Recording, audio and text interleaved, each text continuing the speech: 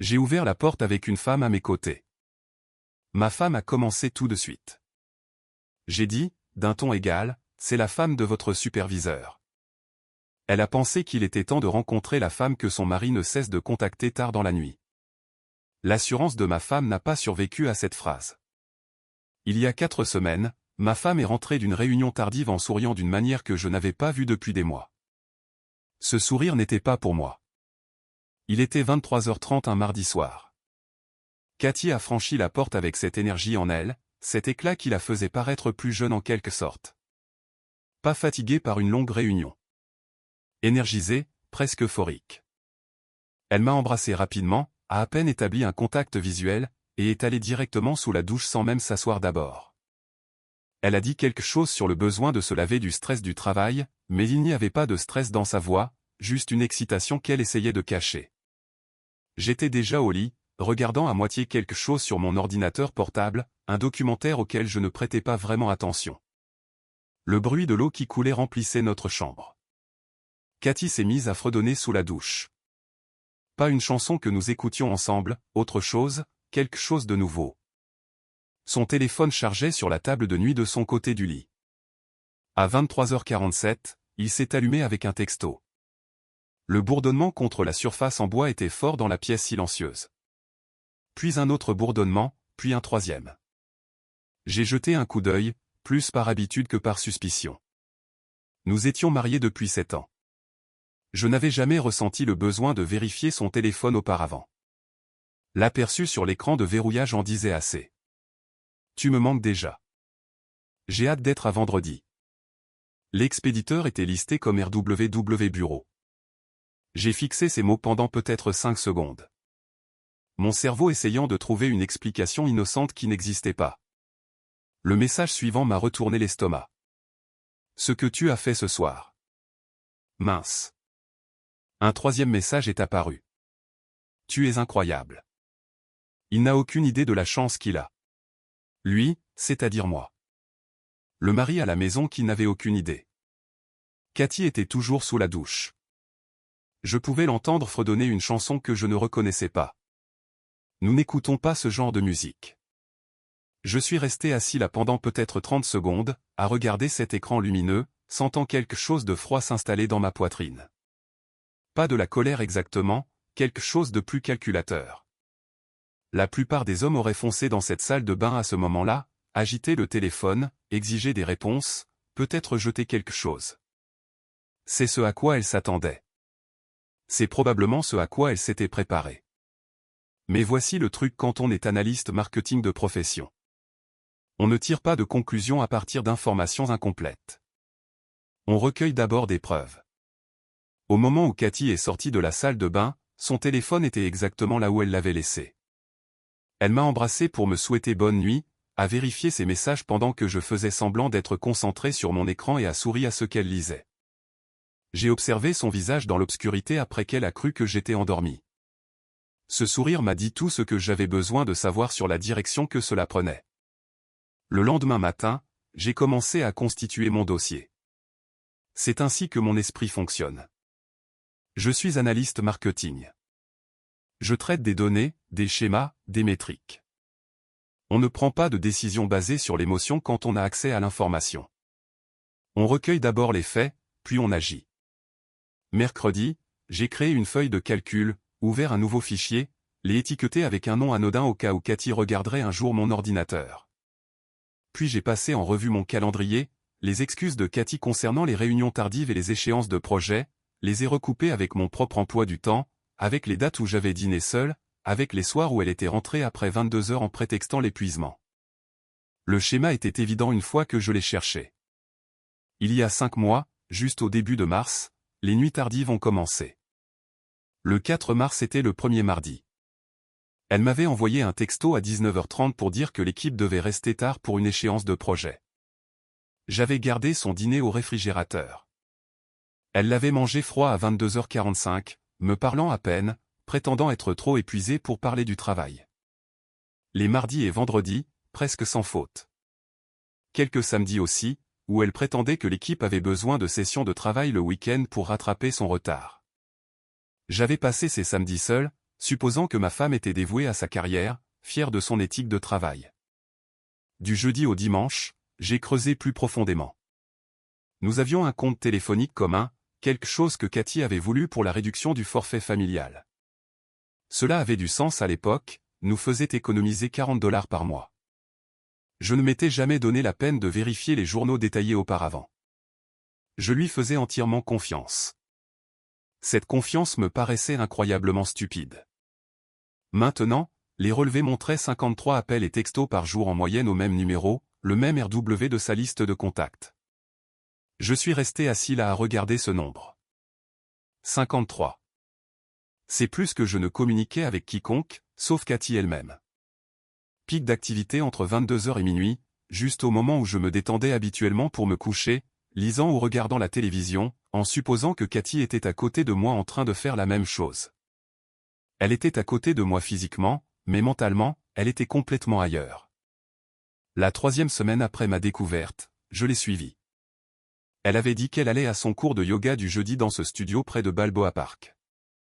Je lui ai donné 10 minutes d'avance, puis j'ai conduit dans la même direction. Sa voiture n'est jamais allée au studio.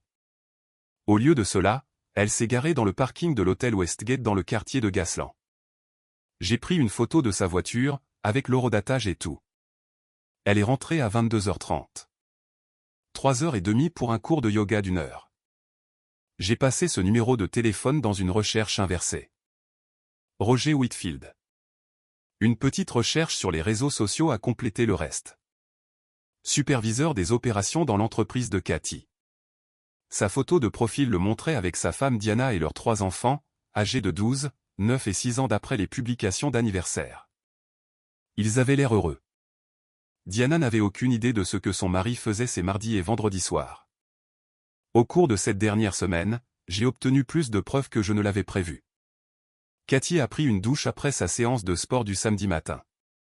J'attendais exactement ce genre d'opportunité. J'ai créé un compte cloud qu'elle ne connaissait pas, puis j'ai passé 15 minutes à prendre des captures d'écran de son téléphone. 147 messages s'étalant sur 5 mois. Le contenu a fait trembler mes mains, mais j'ai gardé ma respiration stable et mes mouvements rapides. Ils avaient planifié des rencontres à l'hôtel, discuté de la manière de garder leur secret, se moquant de la crédulité de leur conjoint. Cathy avait en fait envoyé un emoji riant après lui avoir dit que j'avais de nouveau cru à son histoire de yoga. Il y avait des messages sur la possibilité de chercher un appartement ensemble, de recommencer à zéro ailleurs, sur combien ils avaient dépensé en hôtel et s'ils devraient simplement prendre un logement régulier. J'ai également trouvé le relevé de carte de crédit personnel de Cathy, une dont je ne connaissais pas l'existence. 3400 $ sur 5 mois. Toutes les charges dans divers hôtels du quartier de Gasland. Puis j'ai dû décider quoi faire de toutes ces informations. La question n'était pas de savoir s'il fallait mettre fin au mariage. Cette décision s'est prise d'elle-même au moment où j'ai lu ces messages. La question était de savoir comment je pouvais demander le divorce discrètement, tout partager en deux, et passer à autre chose avec un minimum de drame. Mais quelque chose à ce sujet me semblait incomplet. Cathy s'était moquée de moi pendant 5 mois. Elle m'avait menti en face tous les jours tout en envoyant des textos à un autre homme sur le fait que j'étais stupide de la croire. Elle méritait d'affronter la vérité. Et Diana Whitfield aussi. Trouver les coordonnées de Diana a pris environ 20 minutes de recherche sur les réseaux sociaux publics de Roger. Elle avait sa propre page Facebook remplie de photos de ses enfants et de publications sur son travail d'enseignante en école primaire. Rien ne suggérait qu'elle soupçonnait quoi que ce soit.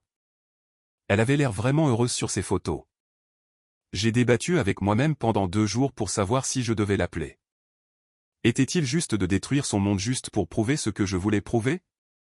Mais plus j'y pensais, plus je réalisais que ce n'était pas une question de vengeance. Elle méritait de savoir de la même manière que je méritais de savoir avant d'être tombé sur la vérité par accident. Dimanche après-midi, je l'ai appelé.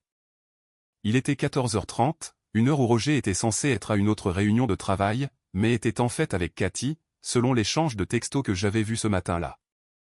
Elle a répondu à la 3e sonnerie. « Bonjour, Madame Whitfield.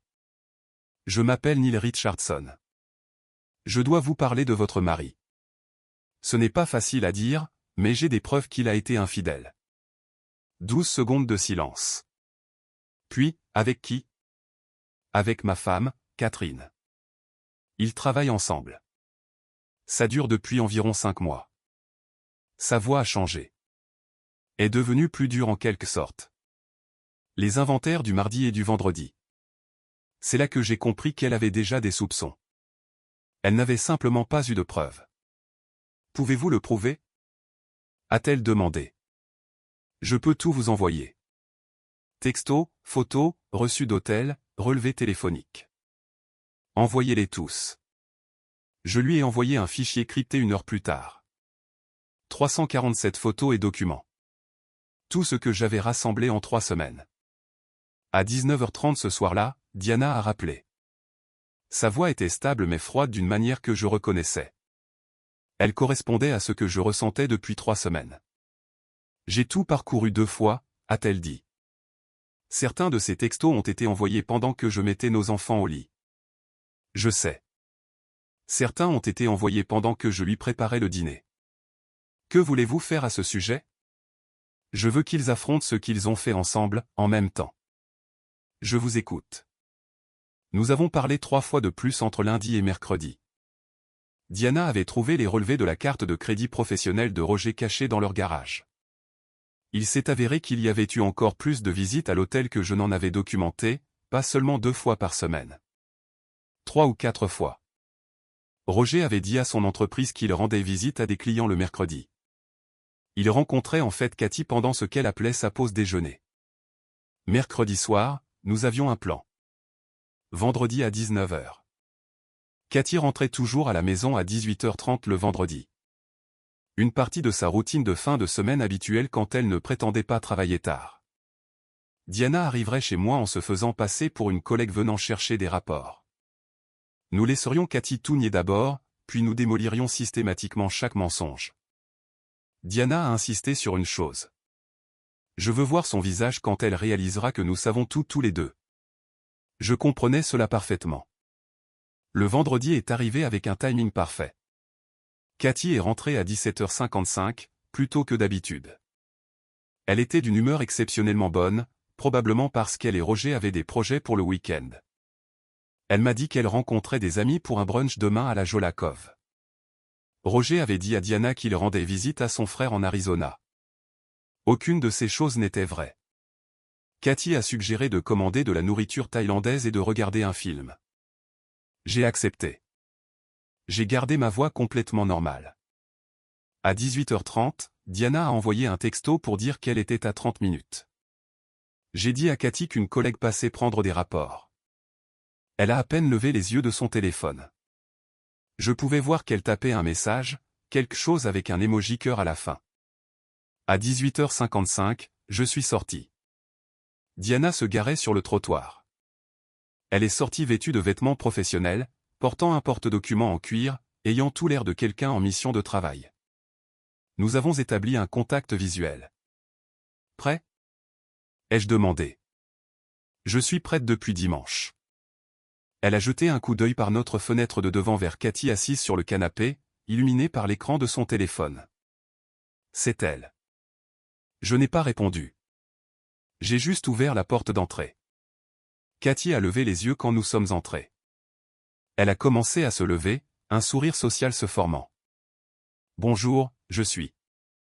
Je l'ai interrompue, gardant ma voix égale et contrôlée, chaque mot délibéré. C'est la femme de votre superviseur. Elle a pensé qu'il était temps de rencontrer la femme que son mari contacte tard dans la nuit. Les mots sont restés suspendus dans l'air. Je les ai regardés atterrir. J'ai regardé Cathy traiter ce que je venais de dire. Cela a pris peut-être 2 secondes complètes. Son cerveau travaillant sur les implications. La femme du superviseur. Tard dans la nuit, son expression confiante n'a pas seulement disparu. Elle s'est effondrée. Cathy s'est figée à mi-chemin de se lever, prise dans une position semi-accroupie maladroite. Toute la couleur a quitté son visage comme si quelqu'un avait ouvert une valve. Son téléphone a glissé de sa main sur le canapé avec un bruit sourd.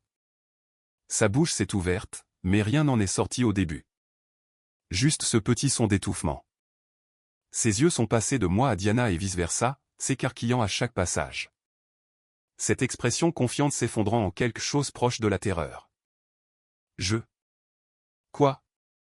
Je ne. Elle ne pouvait pas finir la phrase. Ne pouvait pas trouver le mensonge assez vite. Diana s'avança, posant son porte-documents sur la table basse avec un bruit sourd et délibéré qui fit sursauter Cathy. Bonjour, Catherine. Je suis Diana Whitfield, la femme de Roger depuis 14 ans, la mère de ses 3 enfants. Je crois que vous connaissez assez bien mon mari. Elle fit une pause, laissant cela s'imprégner. Très bien, en fait. Environ 3 à 4 fois par semaine depuis 5 mois. Les mardis et vendredis soirs, certains samedis après-midi, les mercredis à l'heure du déjeuner. Le souffle de Cathy s'accélérait maintenant. Superficiel. Elle avait l'air sur le point d'être malade. Je ne sais pas de quoi vous parlez. Qui vous a dit que c'est de la folie? Les mots se bousculaient sans ponctuation, se confondant dans sa panique. J'ai brandi mon téléphone. Personne ne nous a rien dit. Votre téléphone l'a fait. Il y a 4 semaines, un mardi soir à 23h47. Tu me manques déjà. J'ai hâte d'être à vendredi. Tu as fouillé dans mon téléphone. Sa voix s'est élevée, essayant de passer à l'offensive. C'est une violation de la vie privée. Tu n'avais pas le droit. Diana a ouvert son porte-documents et a fait glisser un papier sur la table basse. La vie privée. Voici les relevés téléphoniques de mon mari. 53 textos et appels à votre numéro par jour pendant 5 mois. Cathy ne regardait que moi maintenant, ignorant Diana. Chérie, c'est un malentendu. Roger et moi travaillons ensemble. Bien sûr, nous communiquons. À 23h47 du soir, ai-je demandé? À 1h30 du matin, les messages que vous vous êtes échangés entre 22h et minuit ne concernent pas le travail. Cathy s'est affalée sur le canapé. Ses mains agrippaient le coussin. Elle ne voulait établir de contact visuel avec aucun de nous. Elle n'arrêtait pas de jeter des coups d'œil à son téléphone comme si elle espérait que Roger enverrait un texto et la sauverait d'une manière ou d'une autre de cette situation. Diana a lu à partir d'une capture d'écran imprimée.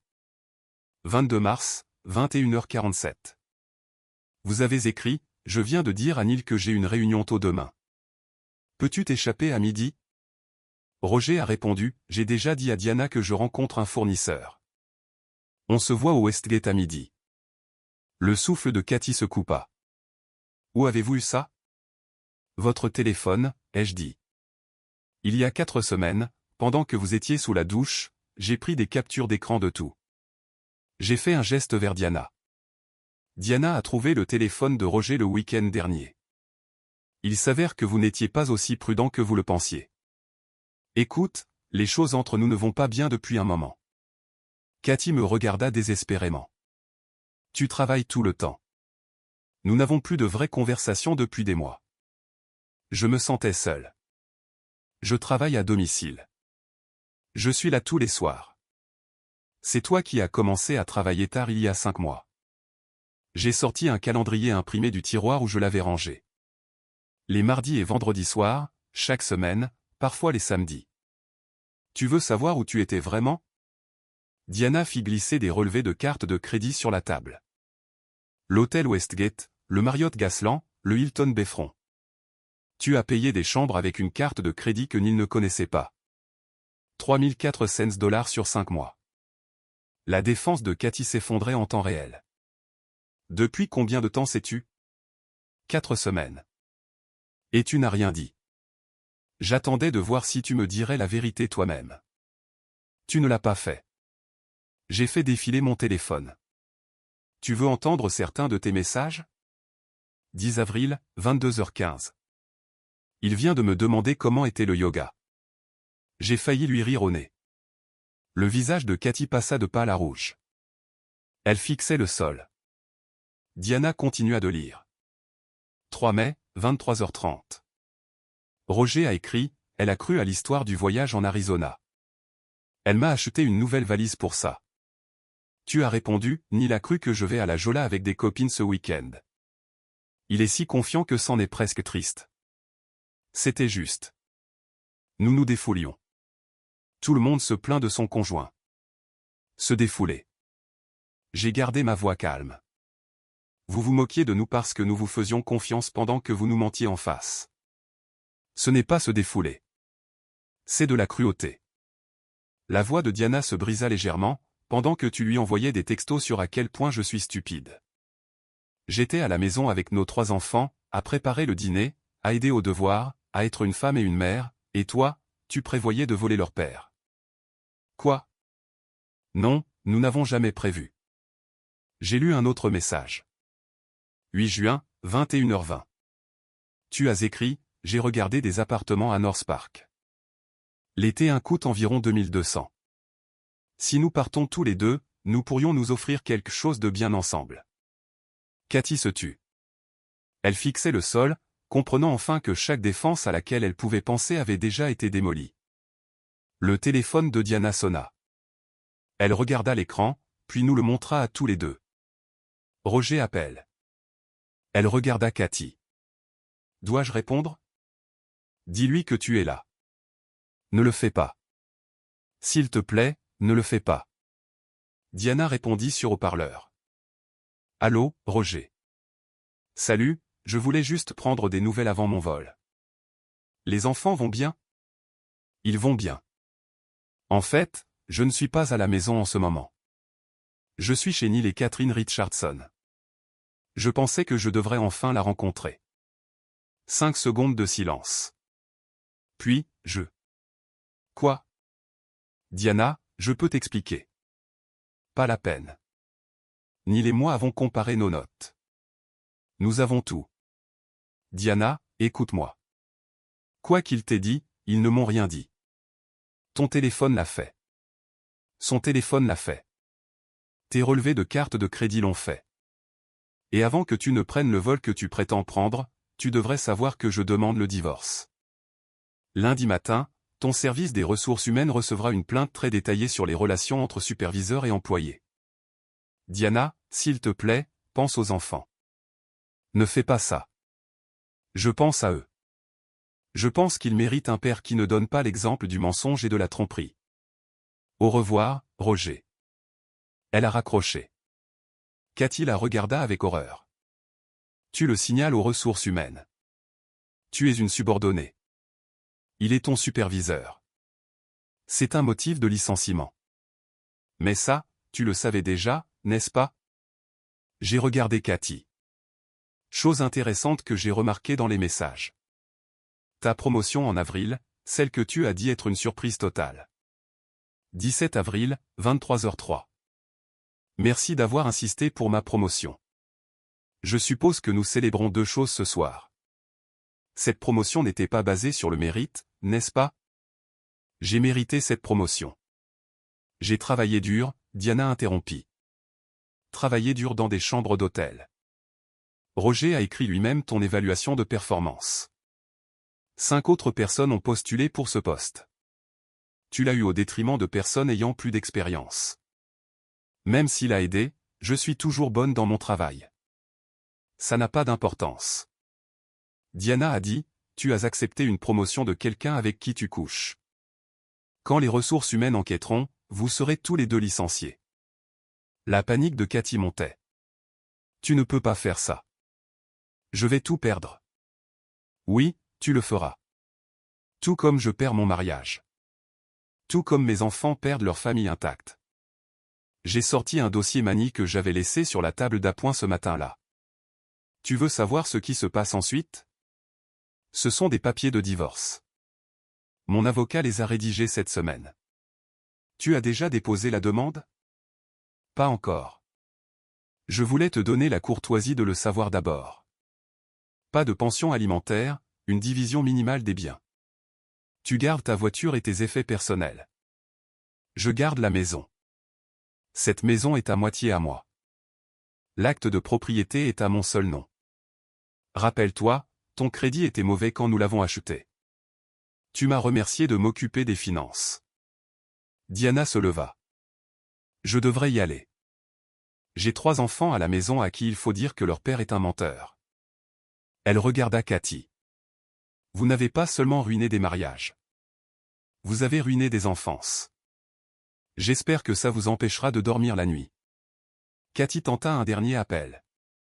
Je suis désolé. Je n'ai jamais voulu que ça aille aussi loin. Si, tu l'as voulu. Tu voulais que ça aille exactement aussi loin. Tu ne voulais juste pas te faire prendre. Diana me regarda. Merci de m'avoir appelé. J'avais besoin de savoir. Après le départ de Diana, la maison semblait incroyablement silencieuse. Cathy était assise sur ce canapé, semblant plus petite que je ne l'avais jamais vue. Depuis combien de temps vous deux planifiez ça? Demanda-t-elle. Nous nous sommes rencontrés dimanche dernier, il y a 5 jours. Tu savais depuis 4 semaines et tu n'as rien dit. Que étais-je censé dire? Tu as fait tes choix chaque jour pendant 5 mois. Je les ai juste documentés. Alors tu m'as espionné, tu as fouillé mon téléphone, contacté sa femme, organisé cette humiliation. J'ai exposé la vérité. Il y a une différence. Elle a essayé de dévier. Tu veux savoir pourquoi je l'ai fait? Tu n'es jamais disponible émotionnellement. Nous n'avons pas eu de vraie conversation depuis des mois. Je me sentais invisible. Je suis à la maison tous les soirs. Je te demande comment s'est passée ta journée. C'est toi qui as commencé à rentrer tard. Trop fatigué pour parler. C'est drôle comme tu avais de l'énergie pour lui envoyer des textos jusqu'à minuit, mais tu étais trop épuisé pour moi. Il m'écoute. Il me fait me sentir importante. C'est ton superviseur. Il a du pouvoir sur ta carrière. Ce n'est pas de l'écoute. C'est de la manipulation. Elle a essayé de négocier. Nous pouvons arranger ça. Je vais rompre avec Roger. Nous pouvons aller en thérapie. Recommencer à zéro. Non. Juste comme ça. Pas de discussion. Tu as eu 5 mois pour me choisir. Tu l'as choisi lui à chaque fois. J'en ai assez d'être une option. Elle a finalement compris. Tu as déjà tout décidé. Oui. Tout comme tu as décidé de me trahir chaque jour pendant 5 mois. Au moins, je suis honnête quant à mes intentions. Où suis-je censé aller? Ce n'est pas mon problème. Hôtel, chez un ami, chez Roger une fois que sa femme l'aura mis dehors. Je m'en fiche. Cathy est montée faire ses bagages. Je suis resté assis dans le salon à écouter les tiroirs s'ouvrir et se fermer. Son téléphone a sonné 3 fois. Au 3e appel, je l'ai entendu répondre. Pas maintenant. Je ne peux pas parler maintenant. Elle est redescendue à 22h30 avec une valise et un sac. Son mascara avait coulé. C'est vraiment ça. C'est vraiment ça. Me pardonneras-tu un jour? Peut-être un jour, mais le pardon ne signifie pas la réconciliation. Certaines choses ne peuvent pas être réparées. Elle s'est arrêtée à la porte. Pour ce que ça vaut, je t'ai aimé un jour. Je t'ai aimé aussi. La personne que je pensais que tu étais. Après son départ, je suis resté assis dans la maison silencieuse pendant longtemps. Juste assis là sur le canapé dans le salon. Sa tasse de café était encore sur le comptoir de ce matin-là. Son livre était toujours sur la table basse, marque-page à mi-chemin d'un thriller qu'elle ne finirait jamais. Sa veste était toujours accrochée au porte-manteau près de la porte. Tous les vestiges d'une vie qui était maintenant complètement terminée. J'ai attendu que la colère vienne. La tristesse écrasante dont les gens parlent toujours après un divorce. Le regret, les doutes, me demandant si j'avais fait la bonne chose.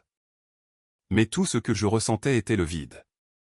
Pas un vide douloureux, plutôt un vide de placard nettoyé, un espace où le chaos régnait autrefois. Et d'une certaine manière, ce vide semblait plus propre que les mensonges. Plus sain, comme si je pouvais enfin respirer sans me demander ce qu'elle pensait vraiment en me regardant, sans analyser chaque fin de soirée ou explication vague, sans être le plan de secours de quelqu'un. J'ai vérifié mon téléphone. Un texto de Diana à 23h03. Ça devait être après qu'elle ait fini de parler avec ses enfants. Je leur ai dit ce soir. La chose la plus difficile que j'ai jamais faite. Comment tu tiens le coup? J'ai répondu. Elle est partie. La maison est calme. Je pense que ça ira. Nous irons bien tous les deux, à la longue. Cette à la longue semblait honnête. Pas une promesse que tout serait parfait bientôt. Juste une reconnaissance que le temps avance, que nous soyons prêts ou non. Les semaines passèrent dans un flou d'avocats, de paperasse et de silence. Cette semaine plus tard, j'étais assis dans le bureau de mon avocat à signer les derniers papiers du divorce. Le bureau se trouvait dans l'un de ces gratte-ciel du centre-ville avec vue sur la baie. Professionnel, stérile, le genre d'endroit où les mariages se terminent officiellement avec des signatures et des tampons de notaire. Cathy n'avait rien contesté. N'avait pas combattu un seul terme. Difficile de plaider pour un règlement favorable lorsque la partie adverse dispose de 5 mois d'adultère documenté, avec horodatage, reçu d'hôtel et messages discutant de futurs appartements. Elle a accepté toutes les conditions, a déclaré mon avocat, Robert Patterson, en faisant glisser les papiers sur son bureau. Il avait la cinquantaine, avait traité des centaines de divorces, voyait probablement les mêmes schémas se répéter sans fin. Pas de pension alimentaire, une division minimale des biens, et elle renonce à toute prétention sur la maison. C'est intelligent de sa part, en fait. Se battre n'aurait fait que rendre les preuves plus publiques. J'ai hoché la tête, pris le stylo. Cathy est apparue sur l'écran Zoom de l'ordinateur portable de Patterson, appelant de Sacramento, où elle avait emménagé avec sa sœur il y a 3 semaines. Elle avait l'air différente, plus mince, comme si elle avait cessé de manger régulièrement. Ses cheveux étaient attachés en une simple queue de cheval. Pas de maquillage, des cernes sous les yeux. Elle avait l'air fatiguée d'une manière qui allait au-delà du simple manque de sommeil. Patterson a lu officiellement les termes. Division des biens, responsabilité de la dette, calendrier de finalisation, tout était très procédural, très froid. Cathy hochait la tête aux moments appropriés. Elle a signé sa copie numérique. L'ensemble a pris peut-être 20 minutes. Puis-je dire quelque chose ? A-t-elle demandé. Si tu veux. Je ne demande pas le pardon. Je veux juste que tu saches que je le vois maintenant. Ce que j'ai jeté, ce que j'ai détruit. C'est trop tard, mais je le vois. Merci de dire ça. Est-ce que tu... Ça ira ? Ça ira. Les papiers ont été déposés cet après-midi-là. En vertu de la loi californienne, ils seraient finalisés dans 3 mois. J'ai traversé Balboa Park après, l'endroit où Cathy avait autrefois prétendu avoir des événements professionnels. Je me suis assis sur un banc près du bâtiment botanique et j'ai regardé les couples passer. Des familles qui jouaient, la vie qui continuait. Mon téléphone a vibré avec un texto de Diana. Roger a officiellement déménagé ce week-end. Les enfants l'ont vu samedi. Le divorce devrait être final à peu près en même temps que le tien. Comment vas-tu ? J'ai répondu. Je prends les choses un jour à la fois. J'ai commencé à voir quelqu'un. Une enseignante de mon école. J'y vais très doucement. Tant mieux pour toi. Moi pas encore prête. Encore en train de digérer. Prends ton temps. Tu sauras quand tu seras prête.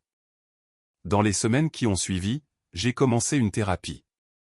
Non pas parce que j'étais brisé, mais parce que je voulais m'assurer de guérir correctement. La maison me semblait être la mienne maintenant.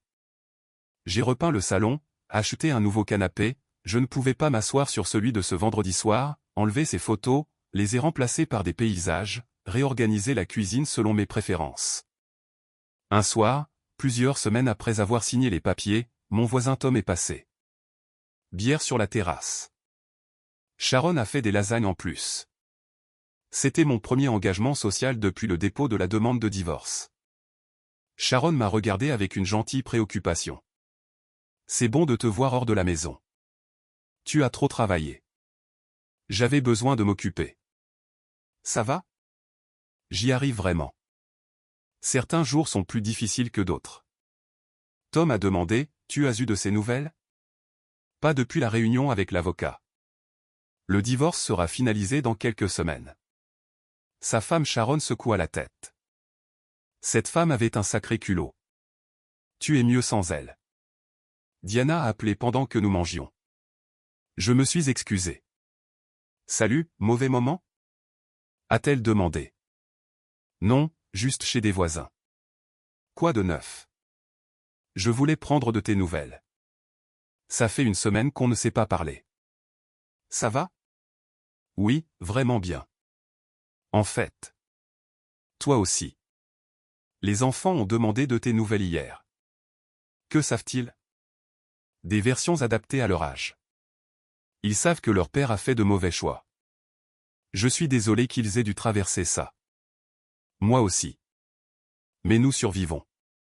Nous tous. Elle a fait une pause. Écoute, certains de l'école organisent un feu de camp sur la plage samedi prochain à Mission Beach. Juste des amis. Rien de sérieux. Tu veux venir? Peut-être. Je peux te le faire savoir? Bien sûr. Je pensais juste que tu serais peut-être prêt à recommencer à vivre. Je vais y réfléchir. 3 mois après la confrontation, les 2 divorces ont été finalisés. Roger avait perdu son emploi et déménagé à Los Angeles avec une garde minimale de ses enfants. Cathy est restée à Sacramento, a pris un emploi dans un secteur différent. Diana et moi sommes restés amis. Nous nous retrouvions parfois pour un café, 2 personnes qui comprenaient exactement ce que l'autre avait traversé. Plus tard cette nuit-là, je me suis assis dans ma maison silencieuse et j'ai réalisé quelque chose d'important. Le silence n'était plus vide. Il était paisible. Et la paix, avais-je appris, était sous-estimée. J'ai ouvert mon ordinateur portable sur de vieilles photos, notre mariage il y a 7 ans, des vacances à Yosemite et à San Francisco. Les matins de Noël, les dîners ordinaires du mardi que j'avais cuisinés. Son sourire sur ces vieilles photos semblait authentique, pas le faux sourire des derniers mois. J'ai commencé une entrée de journal. 3 mois depuis la confrontation. Divorce finalisé aujourd'hui. Les gens continuent de me demander si je suis en colère. La vérité, c'est que non. Plus maintenant. La colère exige de se soucier des choix de quelqu'un. J'ai cessé de me soucier des siens. J'ai pensé à l'invitation de Diana. Pas pour une romance. Pas pour remplacer Cathy. Juste pour être avec des gens qui ne me voyaient pas comme le gars dont la femme a trompé. Ce que Cathy et Roger ont fait était mal, égoïste, destructeur. Mais leur trahison m'a appris quelque chose. Je mérite l'honnêteté. Je mérite l'effort. Je mérite quelqu'un qui me choisit tous les jours, pas seulement quand c'est pratique. Peut-être que je rencontrerai cette personne un jour. Peut-être pas. Quoi qu'il en soit, je vais bien. Mon téléphone vibre. Diana à nouveau. Quoi que tu décides pour samedi, je suis contente que nous nous soyons rencontrés. Des circonstances étranges, mais tu as été un bon ami. J'ai souri. Premier vrai sourire depuis des semaines. Pareil. Je suis content que tu aies appelé ce dimanche-là. Nous méritions tous les deux la vérité. C'est vrai, et nous méritions tous les deux mieux. Nous avons tous les deux eu mieux, finalement. Il y a 3 mois, je me tenais dans mon salon et je regardais le visage de ma femme se vider de sa couleur alors que ses mensonges s'effondraient autour d'elle. J'avais passé 4 semaines à planifier ce moment, à documenter chaque trahison, à monter un dossier en béton. Les gens ont dit que j'étais froid, calculateur. Peut-être que je l'étais, mais j'étais aussi honnête. Et dans une relation bâtie sur des mensonges, l'honnêteté était la seule arme que j'avais. Cathy a fait ses choix. Roger a fait les siens. Diana et moi avons fait les nôtres. Nous avons choisi la vérité plutôt que le confort, la dignité plutôt que la réconciliation, le respect de soi plutôt que la fausse paix. Ce soir, assis dans ma maison silencieuse sans mensonge qui y résonne, je sais que j'ai fait le bon choix. Certaines fins ne sont pas tristes. Certaines fins sont juste précises. C'est là que mon mariage s'est terminé, mais c'est aussi là que ma vie a recommencé à m'appartenir, et ça a de la valeur.